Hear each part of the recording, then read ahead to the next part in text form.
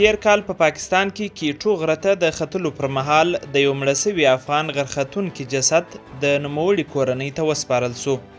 افغان غرختونکي علي اکبر سخي د تیر 2022 کال په جولای میاشت کې له څو نورو بهرنیو غرختونکو سره د پاکستان کیټو غره لوړې څوکې ته د ختلو په نیت ختلی و، خو په شاوخوا 7000 متره لوړوالي کې د هوا د خرابتیا له کبله ظاهراً د زړه حمله پر راغلې او مړ سوی و، او یو کالی جسد په کیوټو غره کې ځکه پاته و چې د دوامدارې خرابې هوا له کبله لاسرسی نه ورته کېده. له علي اکبر سخي سره دې څوکې ته د ختلو په سفر کې 3 نیپالي او یو فرانسوي غرختونکی ملګري وو. ښاغلي سخي به په لار کې پر خپل فیسبوک او انسټاګرام خپلې تجربې او عکسونه هم شریکول.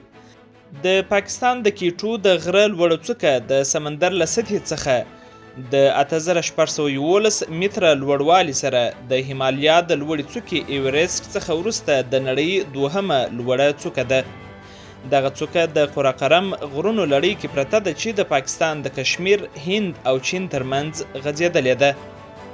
کیټو څوکې ته د ختلو هڅه ځکه له مرګ سره لوبې ګڼل کیږي چې په هرو 4 غرختونکو کې چې غواړي دې څوکې ته ځان ورسوي یو مري. دې څوکې ته د ختلو خطر له دې هم ښه معلومېدای سي چې د ورختلو پر مهال د مړینې ګواښ 90 سلنه، خو ایورسټ ته بیا د ختلو او مړینې ګواښ یوازې 4 سلنه دی. د علي اکبر سخي په اړه ویل سوي چې 40 کلن او د کمپیوټر سافټویر انجینر و.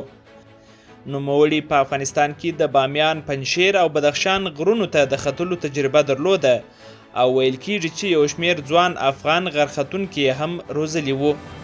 هغه په 2020 کال کې د غرختونکو د یوې 9 کسیزې ډلې لارښود و چې د افغانستان په شمال کې د هندوکش غرونو د نوشاخ څوکې ته ختلي وو.